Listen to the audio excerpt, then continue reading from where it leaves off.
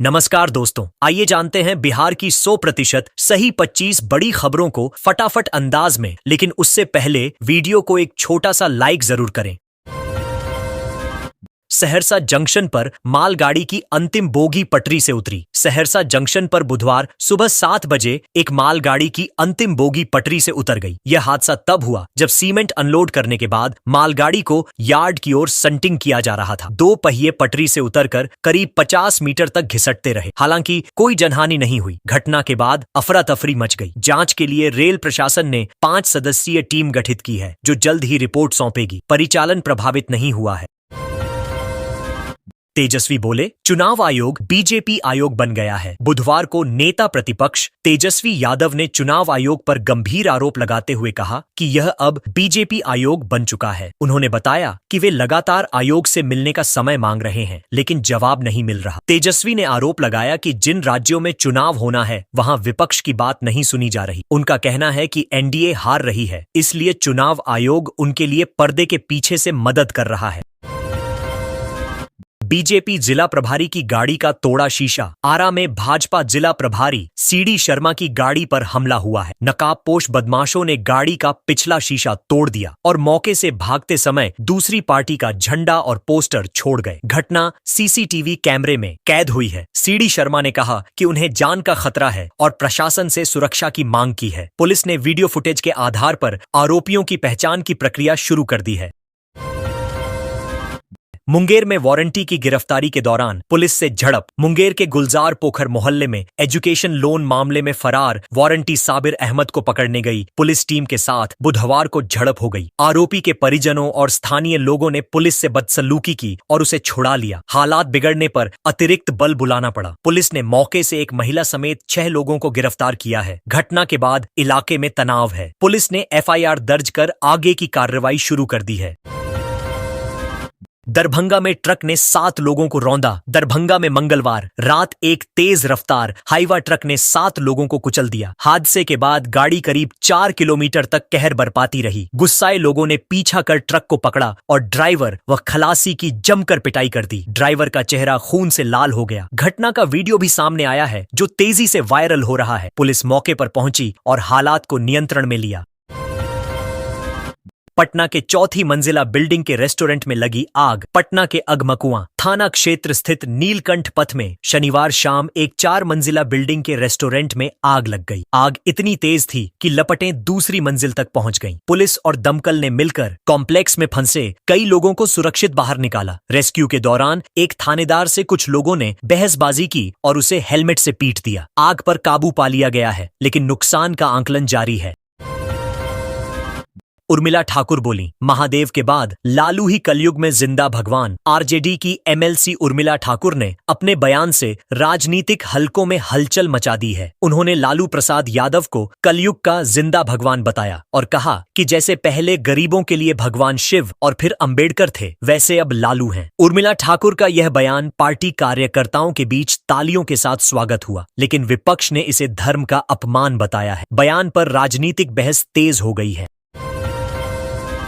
बिहार के 1 लाख युवाओं पर खर्च होंगे 686 करोड़। बिहार सरकार ने 18 से 28 वर्ष के 1 लाख युवाओं को इंटर्नशिप योजना के तहत 4 से 6 हजार रुपए मंथली देने की घोषणा की है। इस योजना का नाम मुख्यमंत्री प्रतिज्ञा योजना रखा गया है। इसके तहत युवाओं को स्किल ट्रेनिंग भी मिलेगी। योजना पर कुल 686 करोड़ खर्च होंगे। सरकार ने चुनाव से पहले किसानों और कलाकारों के लिए भी अलग योजनाओं का खाका तैयार किया है। इस कदम को युवाओं को साधने की कोशिश माना जा रहा है।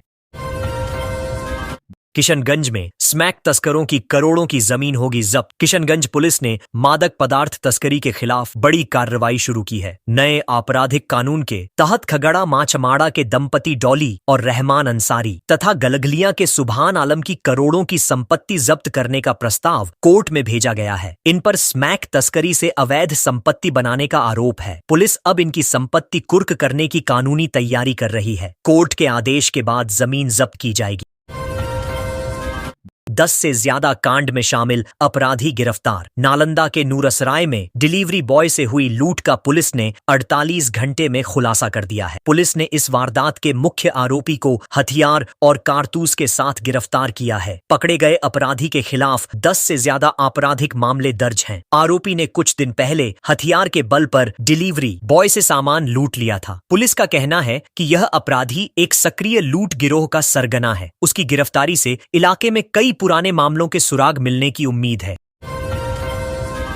मधेपुरा में 5 जुलाई को लगेगा रोजगार कैंप। मधेपुरा में श्रम संसाधन विभाग के तहत 5 जुलाई को संयुक्त श्रम भवन परिसर में रोजगार कैंप लगेगा। जिला नियोजनालय द्वारा आयोजित इस कैंप में MS गौतम इंफोटेक एजुकेशन प्रा एलिडासो की ओर से 8 पदों पर भर्ती की जाएगी। इनमें कंप्यूटर टीचर सहित अन्य पद शामिल हैं। योग्य अभ्यर्थियों को 30,000 तक वेतन मिलेगा। इच्छुक उम्मीदवार अपने दस्तावेजों के साथ कैंप में शामिल हो सकते हैं। यह प्रयास युवाओं को स्थानीय स्तर पर रोजगार उपलब्ध कराने के लिए उठाया गया है।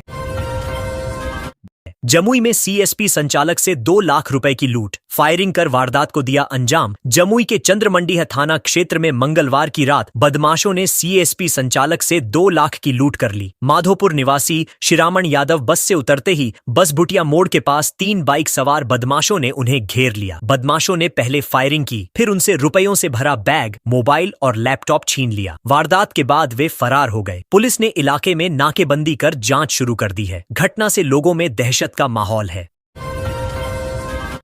मैजिक वाहन के तहखाने से 357.64 लीटर अंग्रेजी शराब बरामद। बांका के नवादा बाजार थाना क्षेत्र में पुलिस ने एक मैजिक वाहन से 357.64 लीटर अंग्रेजी शराब बरामद की। गुप्त सूचना पर कोतवाली चौक के पास छापेमारी कर पुलिस ने यह कार्रवाई की। शराब को वाहन के अंदर बने गुप्त तहखाने में छिपाकर रखा गया था और इसकी डिलीवरी सुपौल में होनी थी। वाहन को पीछा कर पकड़ा गया। ड्राइवर फरार हो गया, लेकिन वाहन जब्त कर लिया गया है। पुलिस अब शराब तस्करी नेटवर्क की जांच में जुट गई है।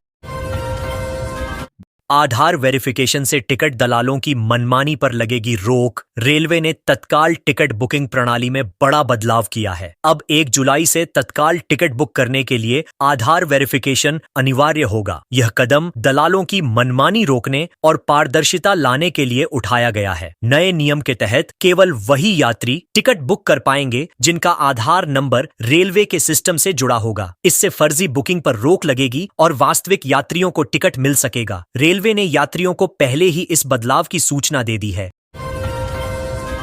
राजद प्रदेश अध्यक्ष ने राज्य सरकार पर लगाए गंभीर आरोप। राजद प्रदेश अध्यक्ष मंगनीलाल मंडल ने लौकहा प्रखंड के दौरे पर सरकार और प्रशासन पर गंभीर आरोप लगाए। उन्होंने मतदाता सूची पुनरीक्षण को लेकर सरकार पर पक्षपात करने का आरोप लगाया। स्थानीय सुभाष चौक पर आयोजित स्वागत समारोह में उन्होंने कहा कि RJD प्रतिनिधियों की बात नहीं सुनी जा रही और विपक्ष की आवाज को दबाया जा रहा है। उन्होंने मतदाता सूची में गड़बड़ियों की जांच की मांग की। भारी संख्या में कार्यकर्ताओं ने उनका स्वागत किया। कोर्ट में चल रहा जमीन का केस, सीओ साहब ने कर दिया दाखिल खारिज। जमालपुर अंचल कार्यालय एक बार फिर विवादों में है। जमीन से जुड़ा एक मामला सब जज प्रथम मुंगेर की अदालत में लंबित था। बावजूद इसके अंचल निरीक्षक और राजस्व कर्मचारी की रिपोर्ट पर सीओ ने बिना कोर्ट निर्णय के दाखिल खारिज कर दिया। अब यह मामला खुलते ही चर्चा में आ गया है। पीड़ित पक्ष ने प्रशासन से न्याय की मांग की है। स्थानीय लोगों का आरोप है कि कार्यालय में भ्रष्टाचार और मनमानी की वजह से आम जनता परेशान हो रही है।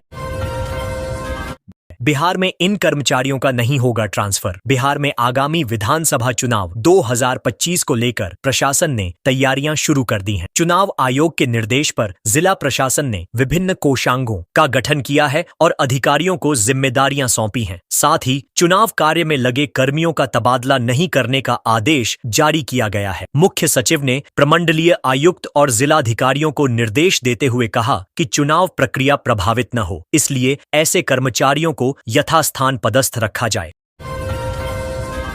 पंचायत सचिव बनाएंगे जन्म और मृत्यु प्रमाण पत्र। नीतीश सरकार ने जन्म और मृत्यु प्रमाण पत्र की प्रक्रिया को आसान बनाने के लिए नया निर्णय लिया है। अब ये प्रमाण पत्र पंचायत सचिव द्वारा पंचायत सरकार भवन से ही जारी किए जाएंगे। इससे ग्रामीणों को ब्लॉक या नगर निगम के चक्कर नहीं काटने पड़ेंगे। पहले चरण में पताही प्रखंड की 5 पंचायतों में यह व्यवस्था शुरू हो रही है। पंचायती राज विभाग ने पंचायत सचिवों को कंप्यूटर और जरूरी उपकरण उपलब्ध करवा दिए हैं। यह कदम प्रशासनिक प्रक्रिया को और सरल बनाएगा।